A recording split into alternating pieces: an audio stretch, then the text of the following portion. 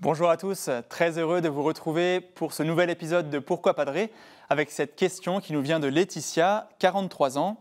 Il m'arrive d'arriver en retard à la messe, parfois au moment de la lecture de l'Évangile. J'aimerais savoir si l'Église établit un moment limite pour arriver à la messe et pouvoir communier. Laetitia, merci pour cette question honnête. Vous n'êtes sans doute pas la seule à vous la poser. Malheureusement, l'Église se remplit souvent progressivement jusqu'à la liturgie de la parole, et comme c'est dommage. Comme c'est dommage de ne pas arriver quelques minutes en avance pour se préparer à la célébration de la messe par un temps de recueillement. Comme c'est dommage de ne pas vivre ces rites du début de la messe qui sont si beaux, le signe de croix, l'humble prière pénitentielle, le chant du Gloria, sans parler des lectures. La vie de prière, vous savez, c'est comme le reste de notre vie, cela demande un peu d'organisation, un peu de logistique. Il faut donc mieux s'organiser pour arriver en avance. Quand on tient à quelqu'un, par exemple, qu'il a de l'importance pour nous, on lui montre en faisant tout pour être à l'heure ou même un peu en avance à un rendez-vous avec lui.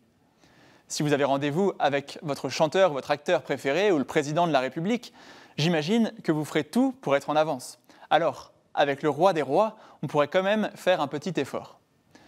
Mais, pour répondre concrètement à votre question, non, l'Église ne fixe pas de limite officielle, qui serait le Gloria, la première lecture ou même l'Évangile, au-delà de laquelle il ne serait plus permis de communier.